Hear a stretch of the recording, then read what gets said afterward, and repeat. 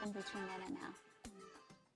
Oh my, I feel like I have been on a transformational journey myself. You know, I'm at an age right now where I'm really assessing the next leg of the journey. And since Loudon 100, which was an awesome event, and I feel very grateful for that, just looking at what's my purpose right now? What's my meaning? What's my direction? How to serve the community best that makes a contribution and also just, feeds my soul as well. So that's what I'm exploring right now. I was going to say, what are our conclusions? Have we drawn any yet? Yes, we have. I believe that I will be retiring from being a therapist in the traditional way in about 2 more years. Okay. Because I've had a robust practice for, gosh, almost 30 years. And I'm looking at crafting 2 unique avenues for doing therapy. One would be executive therapy, of working with people that are CEOs, high-level managers and directors, and offering therapy for them, which would be a combination of therapy and coaching so that they really could have a full mind, body, spirit support for their life.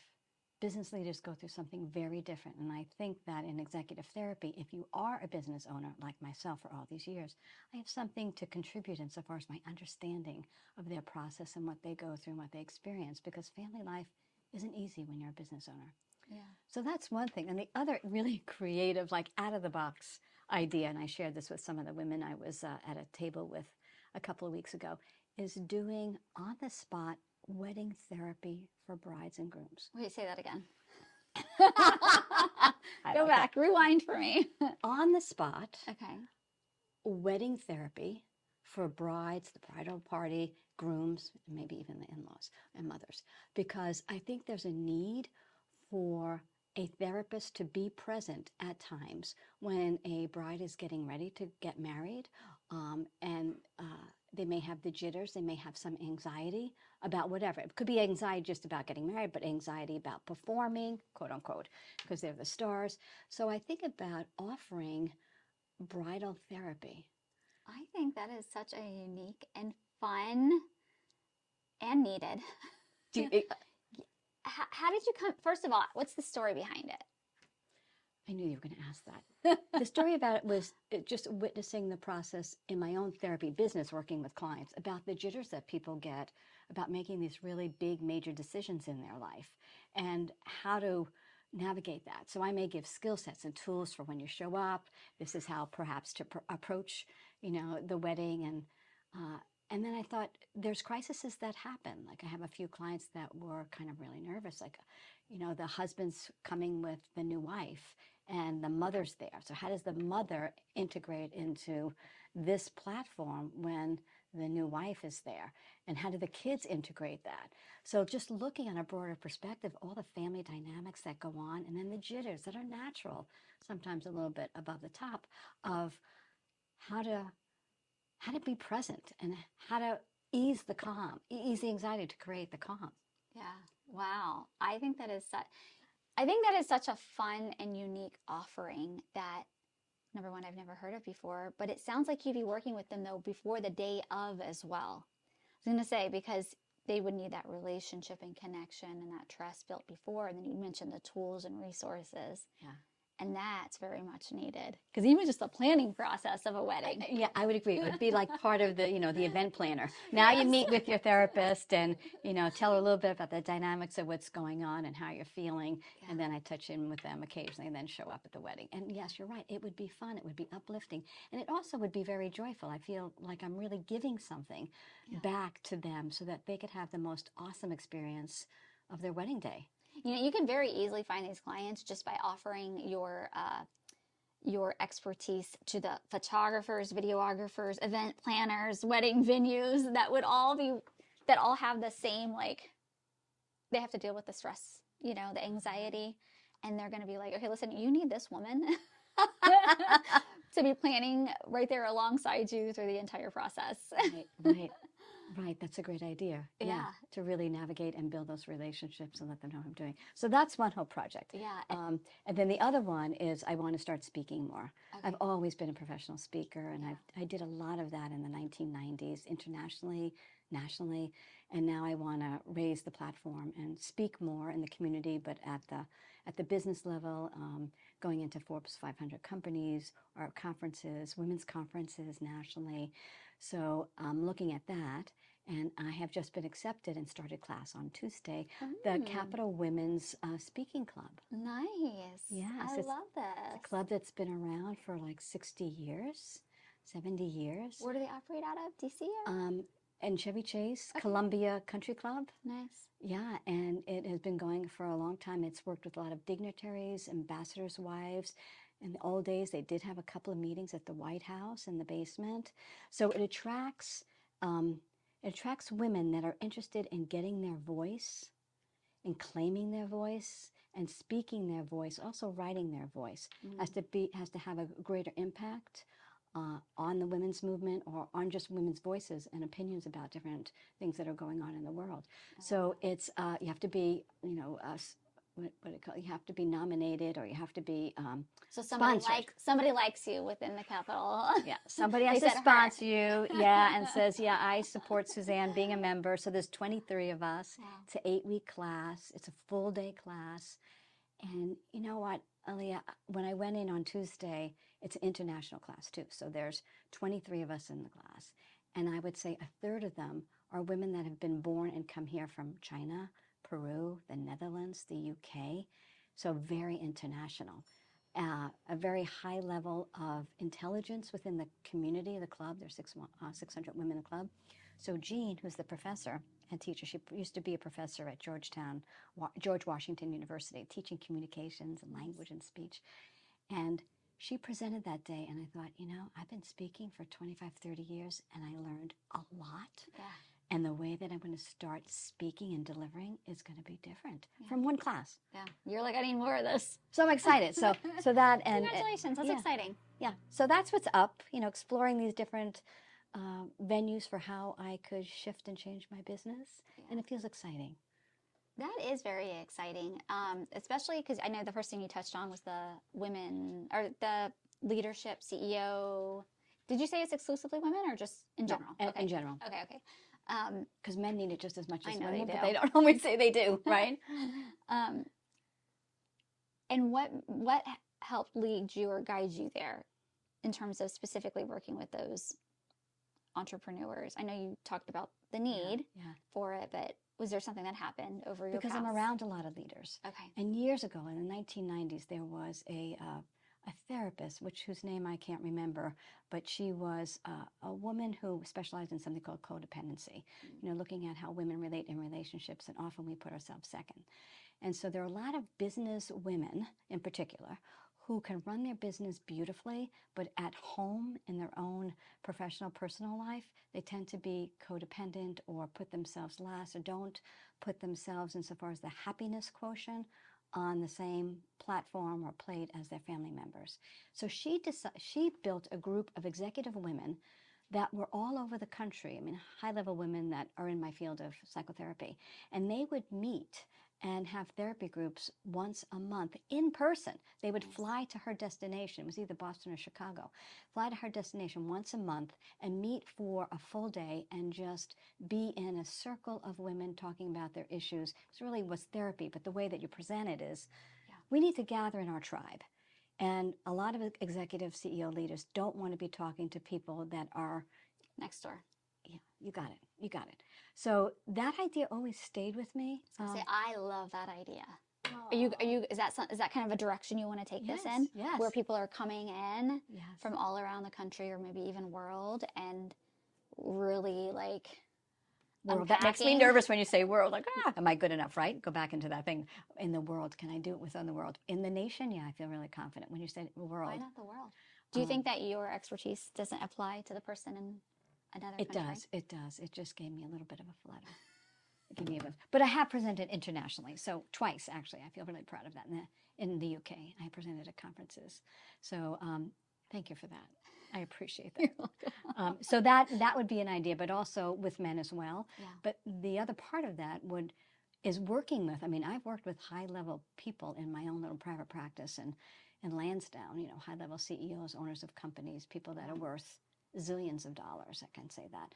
And I see the struggles that they go through. And I see that if they had something, on the job, that discreetly a therapist like myself could go in there once a week and work with them at that place of business, just like coaches do, that would be really worthwhile for them. So I prefer on site because just like what we're doing right now, I feel you. Yeah. I sense you. We're building some kind of energetic relationship connection.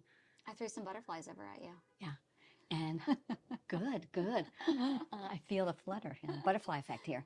So I like to do in person. And I agree with that. Even like the podcast, at first when we rolled it out, I was like, do we do that online? I'm like, no, because with the Louder 100, I got to sit in front of people. I got to felt that energy transfer. And I was like, if I'm going to do it, I'm going to do it so I can look into their eyes without a screen in front of me. So I agree. I think that's amazing. Yeah. So those are my ideas. And also a certified meditation teacher. I finished a 2-year program. So I want to bring the whole aspect, and I already do in my therapy practice, but even a wider scope of how important it is to incorporate mindfulness and a mindful way of living into your life across the board, in businesses, in the workplace, in the community. And that mindfulness is really a movement that can help make shifts, micro shifts, but in the long term, macro shifts. Yeah. In the way that we function as a society. So what if you could sum up this next chapter for you? What starts popping into your head?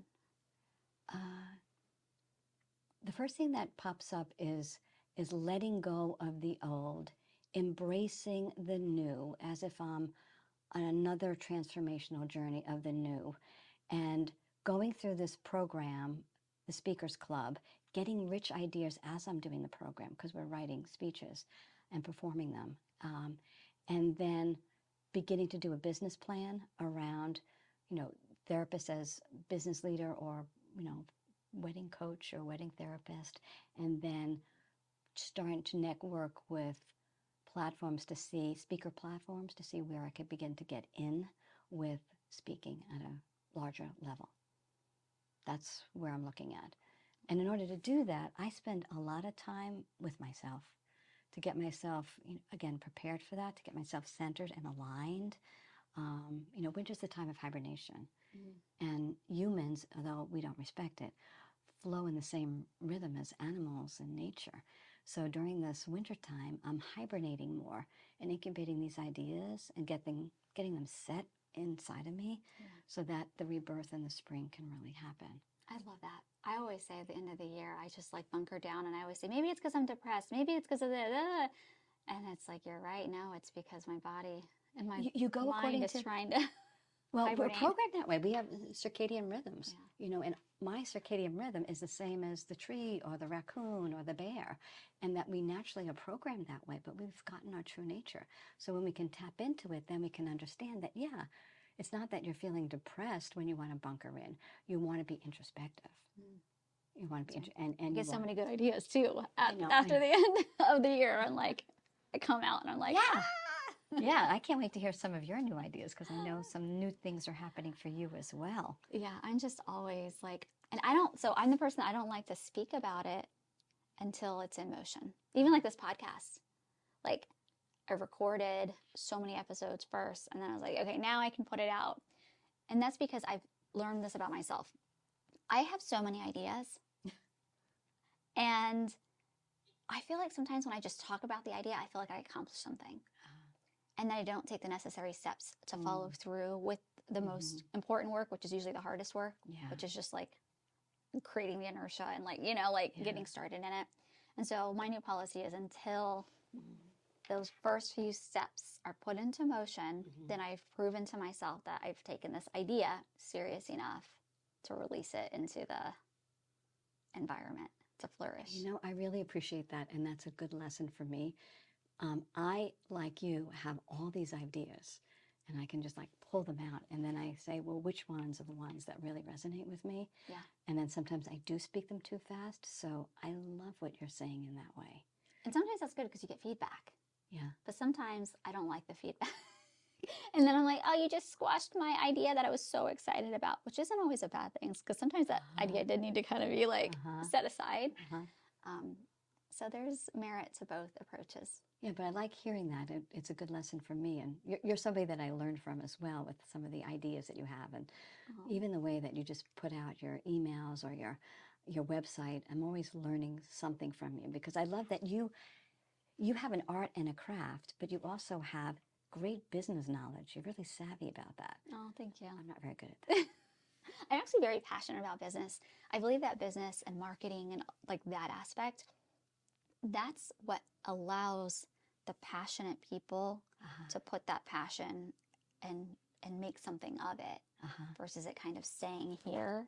Like once you tap into those skills and that knowledge, and then even just seeing, you know, my small business owner friends, they have the freedom and the flexibility to pursue the life that they've always dreamed of versus my friends that are working a job that they're not fulfilled in, or they've got they'll be like these amazing artists or these great painters, and they're, you know, they've got some hobby that I'm just like, if you took that and created a business out of it, teaching others, creating content around it, still doing what you love, how big it would get.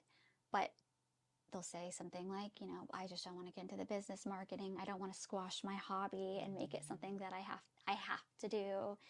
So I've just kind of seen how people that will create their own business, whether it's out of a passion or just out of a necessity of something that they've been able to tap into, they can really build the life that they want from that. And that freedom to me, like that's what I'm passionate about, is allowing people to feel that freedom of like, I can take anything and like, you know, pursue a life that I feel proud of. Yeah. And that's so valuable because people like me, I really don't like doing the business part of it, even though I've been a business owner for a long time. I like delivering the services. I like the creative ideas. So, I mean, if I had some unlimited money, if I had $10,000, $20,000, I would hire a business person to do all the writing, to do the webpage, whatever, and then I just move into action. Yeah. Right? I like that. That's a perfect partnership. That's where, you know, that would go together. Yeah. And I think a lot of small businesses have a tendency to think that way. Yeah. Yeah. In terms of? In terms of, we don't really want to do all the business part of it. We'd Yeah. rather do the delivery services and be with the customer, if you will. Yeah. Yeah. So I appreciate that you have both those talents and that you help us all. Yeah. You help us deliver or organize first, and how to organize our business, and then put it on paper and then make a plan and deliver it. So I value that. Go. Yeah, I've got to think about maybe how am I going to market with you with that. Yeah. Well, here we are. We're starting here by just like having conversations. And that's why I really love this podcast as well, is because I now get to share with my community and my audience all these amazing people locally that have big ideas, that are taking action on them. And plus I get to reconnect with new friends. Yeah. You know, old friends that I haven't talked in a while. Yeah. So I try to multitask or purpose, right? Yeah, multi-purpose. Yes, there you go. There we go. Okay, so I love what's happening in the forefront. Can you take us back now? Of course I can. Take us back to what motivated you to become a therapist? What has that journey looked like? Well, I would have to say I didn't know this, and there was some research that was done in Canada, decades ago, that found out what is the best predictor of what you're going to do in your life for work. And when they looked at all the data, they found out whatever your interests were, whatever you'd like to play with, or the way that you related as a child between the ages of 0 and 10, was the best predictor of what you were going to end up being. Now, when you think about it, people would say, what? But when I look back at my life, when I was probably about 7 years old, I was playing teacher already. I mean, in my bedroom, I had a desk, and I was setting up the desk with all these fake students. They each had their notebooks, and they each had little pencils, and I was the teacher giving them lessons. And I would practice being a teacher, which was my first profession. The other thing about the therapist part was when I was younger, I came from a dysfunctional family, which I think 98% of us have. They like us all. And so what I would do at a very young age, I mean like 5 and 6, I would go down into the basement and I would play by myself, and I would be alone, and I felt very safe being alone. And I would imagine and I would create. And so I didn't realize it until years later, like adult years later, that I was building a self-confidence within inside of myself that I felt kind of self-assured. So then when I was a teenager, I became the teenager that would be the listening ear, that I would listen to people that were going through difficulties. Or if people were, smoking pot, drinking alcohol, I would be the person, to be of help. I'd be the helper. Or once a whole bunch of kids in 9th and 10th grade, I grew up in New York, we were at Jones Beach for a summer, and one of the guys got really drunk and went out into the ocean swimming. Oh, And gosh. I went, and he started to drown. And I went out, I was like 14 years old. I went out and I, quote unquote, saved him. I just pulled him in. Why, quote unquote, you pulled him in? But I pulled him back in. But then I got known as this person that if you needed help, go to Suzanne. Yeah.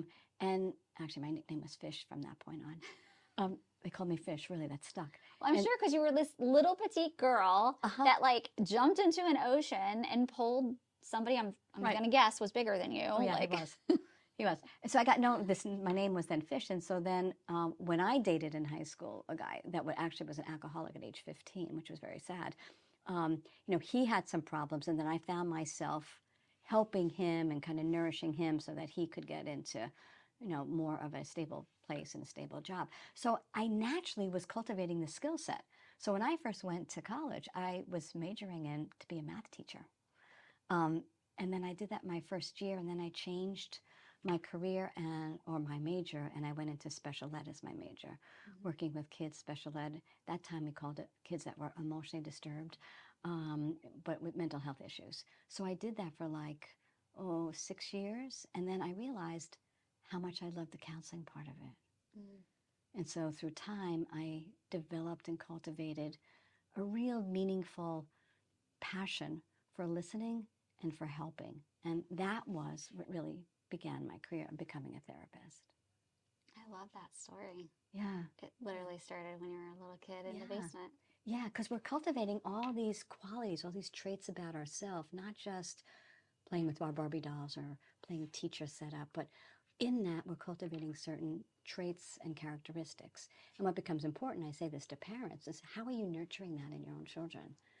How are you bringing that out? If you want your child to be confident, what are you doing in the home environment between those ages that is building that confidence, or looking at how you're building the resiliency, of which confidence is a part of that? How do you build confidence in children? How do you build confidence? And you have to affirm them, affirm the positive. It takes one negative to really splatter us all. And then we have to have 10 affirmations in order to kind of delete that one negative. This is actually I have to pause right here. I was just having this conversation upstairs with my team. I was actually finding out who in my team needs the compliment sandwich and who likes just give it to me. Don't try to compliment sandwich me. And as I was talking to one team member, she was like, I don't want the compliment sandwich. She does. She definitely needs the compliment sandwich. I just give it to me straight. And then she's like, but you need to be positive about it. And I was like, okay. So we're going through some examples. And we kind of came to, she was still trying to deny that she needed the compliment sandwich. And I was like, you know what? Here's the thing. It's not a bad thing to want a positive communication style. I just personally I don't crave it, and it actually, I've just had the, hey, I love your hair. Like I've had that done where I'm like, okay, what are they getting at? Like, so I communicate with the team, just give it to me straight. You won't hurt my feelings ever, even if you tell me I have something crazy going on. And so I was telling her, I was like, no, psychologically, I was like, I couldn't remember the number. I was like, we need to hear 10, if I'm going to say anything negative, you need to hear 10 things positive. Otherwise, that one thing, you're going to be focused on it. If I say 2 positive things and 1 negative thing and multiply that by 10 times a day, you are going to hate me within a few days. Right. Because it's what our brains hold on to. But I couldn't remember the number. I was like, it's somewhere between 8 and 12. Well, now you have it. Now it's 10. Yeah, but you're absolutely right. And one thing that you said, I'll piggyback on, and I like that story. I like the sandwich. Is there's a positive toxicity is a term now. Yeah, where I've heard that. Too many times people are, putting out all these positive stuff, and after a while, it just drowns all the music out. Yeah. So building self-confidence is giving the positive, but even if you have to give the negative, I mean, think of it differently. We can say it's negative criticism, or it could be ways that you could grow. So if somebody does something and it's not quite right, you say, I noticed that you did this. You may want to try to do this instead and see if that has a better outcome for you, if that feels better for you. So there's a way Suggestion, to yeah. just kind of tease around it and find the right language so it comes out as a positive step to go to the next level versus I'm criticizing Criticism of, yeah. you. Yeah. Yeah. I like that. Yeah. I notice. And Say then, that again. I noticed. I noticed that you shot that film that way. And I'm wondering if you tweak this angle, this may bring you even to the next level. So then it's upon them to make that decision whether or not they want to do it versus like, Yeah. you need to do this Right. because that was not good. Right. Exactly. And so I'm working on that. Yeah. Well, we all are work in progress. So, I mean, yeah. So that would be one thing. The other thing to build confidence is listening and listening with sincerity. So with your child, of whatever it is that they're talking about that may be so, minute in your mind or ridiculous or dramatic, moms come in and say, oh, my 7th-year-old, she's so dramatic, and I'll just say, just pause, just sit down and just listen to her drama for a few minutes and don't say anything. That helps so much. Yeah. That helps so much when we really listen, because then we're showing respect, validity, and that they have a right to feel however they're feeling. Yeah. Yeah. That's so perfect. It's so simple, but we're not doing it. And that's why mindfulness is such a powerful movement, because all of those aspects, all of those behaviors are what mindfulness is about. It's like paying attention. Like right now, we're really connecting and paying attention to one another. We're in a mindful state of conversation. Just imagine if we had that within our business world, our families, our communities, our world, it would really differ. It would really make an impact. Why don't we have that? First of all, I don't think people know it. I think people are uneducated in that way. And people have to model it. They have a modeling. So if you have a family system that doesn't function that way, nobody's modeling mindfulness at all. And so we don't have the models, we don't have the education, we don't have the awareness.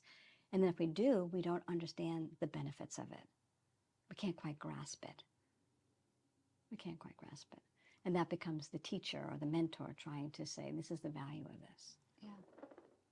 Yeah, I think sometimes like I was just talking to a coach yesterday, and he's going to be coming on the podcast. I'm super excited to talk to him for veterans that have PTSD.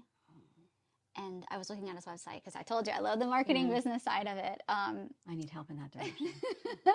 But something that I had seen, I'm going to give him this feedback if he wants it when he comes in. But it's talking about, if you have trauma, if you have PTSD, and my gentle suggestion will be, and I think it's connected to this right here, what we're talking about is, I don't think people recognize that they have that. They just feel the pain of the symptoms of those trauma, PTSD, but they haven't said, I have trauma, I have PTSD. It's more of like, I'm struggling here, I don't know why this keeps happening, kind of like parenting. I don't know why we keep fighting. I don't know why they're not listening, versus like being able to identify, oh, well, this is what's going on, or I have this, or they have that. I'm not able to listen, And sometimes the labels are important and sometimes they're not. So when you say PTSD, that's used in certain circles, and sometimes it's real important to have that diagnosis. But I'm working with a woman right now that has PTSD, and that's her diagnosis. It was given to her by a psychiatric hospital and team. But then I drop that whole thing. Yeah. And I look at what is happening in her present day life, that she's having an emotional reaction or a cognitive reaction that is then disrupting her present behavior so that she cannot function optimally. So we look then, we pare down, what are the things that are happening that then, in my mind, I'm saying that's a PTSD behavior or thought, but I don't frame it that way. So I don't want to keep on pathologizing her, if you will, and to put that over here. So I think it's great that we label it. And then my approach, my philosophy is drop the label. Yeah, but and I 100% agree with that, especially when you've got like the VA involved and you've got You other have to. aspects into it. But I'm saying I don't think a lot of people understand the root cause Yeah. of what's causing these emotional reactions because just I come from a military back or Oh, you not do? not I me know. personally, but uh, my kid's father. They don't realize that that's what it could be stemming from. So you kind of, whether it's a parent or whether it's somebody who's struggling with a Right. PTSD, you're just kind of going in circles thinking, I don't know why this keeps happening because you weren't ever diagnosed. Because when you get out of the military, they'll check you physically, they check you, they don't really do like a That's mental right. health That's right. screening or Mm. a true. Or if they do, it's 10 It's a, minutes. yeah, I was going to say it's a very basic, Yeah. you're not really finding out what's going on. So I think just sometimes like in our world, whether it's mental health or anything, we don't understand what's going on until we talk Right. to a professional, Right. until we seek help from the right types That's of right. people. Then, like my son, for example, we just figured out that a lot of he was having migraines Mm-hmm. consistently. He's 12, Mm-hmm. 2 to 3 migraines a week. Mm-hmm. We then went and saw Dr. Callahan Uh-huh. and a chiropractor as well, Emily, over in Percival with Lunasol Chiropractic, just as a Yeah. shout out. And between the two of them, we realized he needed adjustments and he needed um, leaky gut Yeah. going on Yeah. because of gluten. Uh-huh. Eliminated the gluten, got him adjustments. He hasn't, knock on wood, had a migraine in about 2 months. Yeah. Like talking to the right people and That's right. professionals who understand these because if I would have taken him to a traditional, nothing wrong with traditional practitioners, but they've got a different way of fixing the problems that come in. So it's mind blowing where Yeah. talking to the right people will solve. There's so many stories like that. I mean, that's another sidebar. I mean, I'm trained in integrative health, as a therapist. But I want to get back to one thing that you said about PTSD. There's a wonderful book that was written, published a year and a half, 2 years ago, called The Myth of Normal by Gabor Mate, who actually had the pleasure of being with last February in Costa Rica. He's amazing. I've heard him speaking lately. Yeah. So I was in his presence for a week. It was like, this man is amazing. But we talks about the little T's and the big T's. And so what you're really saying, Aaliyah, in the way that I'm hearing you, is that we'll all go through trauma in our life. And those are little T's. And the little T's could become a big T. And when it becomes a big T, it may be the PTSD. So a little T may be, I'm growing up in a home where my father's alcoholic. That's a little T because it's constant and it's unpredictable. But then all of a sudden, father becomes really a rageaholic in this alcoholic behavior and has all these big outbursts or has inappropriate behavior, punishing behavior. Then it becomes a big T trauma.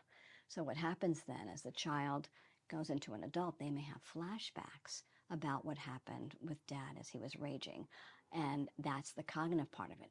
And then emotionally, they may get triggered by something and get deregulated because they're in a situation, somebody's in a bar fight, breaks out, and all of a sudden they're having this intense emotional reaction and they can't manage themselves, right? That could be all, the evidence of a PTSD reaction. But you're right, we don't see it that way because we're not educated. Yeah. We just think, oh, something's wrong with that person. They're having this big reaction. They're having a meltdown. Yeah. Well, there's something underneath that. Have compassion and have curiosity. Speaking, that's beautiful and that's amazing, and I'm 100% on board with that. Yeah. Speaking of compassion and empathy, can you dig into that a little bit? I mean, that's what changes the world. I mean, really. So it's like in that particular incident, we judge that person that having a meltdown and they're flaring whatever. And instead we have to open our hearts and say, compassionately, that person has suffered. I don't know what their suffering was, but they have suffered. Let me see how I can open my heart, extend out in empathy and compassion and be supportive to them in the moment. And that is hard for people to wrap their brain around. We tend to go to the mind and we tend to judge and be critical right away. Same thing I see with people that are overweight. People judge so quickly about somebody being overweight, but people are overweight for different reasons. And not a lot, but there is a significant amount of people that have been raped in their life, whether it's a man or a woman, and they may have an eating disorder, but the eating disorder is related to a mindset and a body image or body dysphoria. If I have a larger body, maybe I'm safer. Wow. Maybe my tissue, my adipose tissue will protect me so that nobody will look at me or I won't be raped again, or I don't have to feel the impact Yeah. of the rape, of what happened in the past. Because when we start to lose that tissue, we start to remember and we start to feel that which we haven't wanted to feel. That's crazy. Our brains are that like complex, and we are not even conscious of Oh, yeah. the decisions that we make or the habits that we form over years. Yeah. Yeah. Yeah. It's the body has such a creative intelligence that we don't know that the body stores all of those memories. And so the body at some point, when that woman or man is losing weight, the body starts to shift and change, begins to ignite the hormonal system, neurons start sparking, and then we start having those memories. And then there you are having a memory of, oh my gosh, I thought I compacted that, compartmentalized that years ago. Yeah. And it comes out. So Like humans were really good at putting things in little containers and storing them for a rainy day or hoping that they never get opened again. And sometimes they just open up and you're like, where did that come from? You got it. So I'm curious, when you say compassion, empathy, I see that in your work. What made you ask that question? Because I think we all want to say that we're compassionate and empathetic beings, at least us people that consider, we all want to consider ourselves good humans. But then our actions don't always follow through with being empathetic, compassionate humans, Right. or they only follow through in cases in which look or feel like us, or experiences maybe that we can connect and relate to. I see it in nonprofit work where they're like, we just have to let people understand that this demographic that we're serving is worthy of funding dollars. Or you remember, like, just even like the animal shelter videos, we just have to get people to feel sorry for these sad little kittens or these little puppies. And it's like, we aren't just, I don't know if it's we're not naturally empathetic and compassionate, or we do have to figure out how to tap into our audience or other humans' brains to pull that empathy and compassion out. For me personally, that's why I like to have conversations. Because when you talk to somebody eyeball to eyeball, heart to heart, you fall in love with them. Whether you agree with them, you don't agree with them, doesn't matter. You have so much more compassion and empathy for them, or at least I do. Yeah, I Sorry, really I just said a appreciate what lot. you're saying. No, yeah, I really appreciate what you're saying. So when we look at empathy, we look at empathy as I feel badly for you in that situation. Compassion is the action to empathy. So I can feel and think empathetically, but what makes the difference is if I'm compassionate, then I will act on that thought, right? And that is the behavior.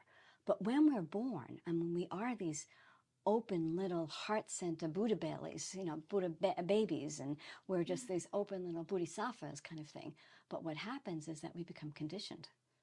Through parenting, we become conditioned, and then are the parents leading with empathy and compassion, or are they not? And I think in our world, if one was to say, what's the demise of the world? I think that we're not seeing empathy and compassion in the family system being practiced at an early age, and then throughout the young childhood up into the teenage years. So it's programmed. It's a way of saying it. It's a way of saying it. Yeah. Conditioned. It's conditioned, and there's no model for that. I mean, there's no, in the family system, until the child breaks away, goes to school and sees something different, like, that teaches But me we can be reprogrammed. Sorry, it's but my we can, words. but we can. Exactly. Okay, we can change everything. We can change everything. And Software that can be updated. Yeah, and that's the beauty of it. The beauty of it. So you are conditioned per se in this way from your family of origin. You suffered all this, but there's great hope that all can be shifted, and you can have a rebirth. Yeah, Right. I love it. And it takes courage to walk that path to say, all right, if I want to be rebirthed, then I got to do this work. Yeah. Right. Or others around us have to help inject it slowly but surely. So, just to wrap this up, because I could sit here and talk to you like literally for the rest of the day. I could talk to you for the rest of the day. So we have this commonality. What is your projection? I always like just asking this question. Like, what is your projection of the future for the community, for the world, for humanity? Oh, what is my projection? That's a hard one because of the place that we're in right now. So if I just look at Loudoun County, though, I have great concerns. I have great concerns about Loudoun County because we are, was it the second or third richest county? All these things come out. Or maybe one of the happiest places to live with. I think it's hogwash. I don't think that. I think what we're facing in Loudoun County is such a rapid growth of buildings and development, these data centers, building new electrical grids, coming into communities and all these community meetings that are happening. And people say, we don't want these power grids in here. Something's happened with our land. So go back to nature, what I said before. We are losing big parcels of nature, big parcels of open spaces, and we're replacing it with concrete and businesses that are going to pay for our tax revenue to do this and that, to build more roads and bridges and things like that. And I think that we're losing out by thinking that way. And we need to stop and pause and think of, let's go back to nature and see what the gifts of nature were, because when we connect to nature, we connect to our humanness, we connect to humanity. Buildings don't connect us to humanity. They connect us to the false self, the conditioned self, the programmed self. Get that job, go bigger in the ladder, make more money, get to the high position. Then you can have all this money, buy a big house, and go on all these vacations. That's what it's conditioning for. Now, there's nothing wrong with that, but in my mind, you look at the humanity of that. Is the humility still in that process? So I think Loudoun County's at a juncture where we can begin to shift and come a little bit closer back to nature, come more in balance. And I actually think that that is going to be healthier for families and healthier for teenagers and healthier for the young people if we shift back to that. And so, this, it starts within each community. If we were to make this world a better place, we got to practice it in our community. One community, and then it bubbles into the next community and the next community. So if we can hold that one thought, that progress is returning back to nature and honoring nature and all the wisdom, returning back to the indigenous tribes and what they tried to teach us and are still trying to teach us, so that we can have our sanity and we can have our life. A little bit of humanity mixed in there. With all of humanity mixed in there. Yeah. How does that sound to you? I love it. Yeah. Do you hear what I'm saying? I mean, I feel what you're saying, so yeah. Yeah, you feel it. Yeah, it's a different response, and I absolutely love it. Well, I'm different, as you could tell. Only way to be. Yeah. Don't be the same. Yeah, we're both unicorns. Yeah. Right? I love it. Yeah, we're both. Thank you so much for being on this podcast and you're welcome and sharing so much wisdom.